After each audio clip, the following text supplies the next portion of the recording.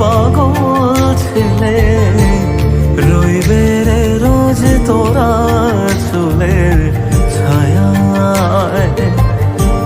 তুই নাকি মাসার বোঝনি, তোর কাছে নয় কিছুই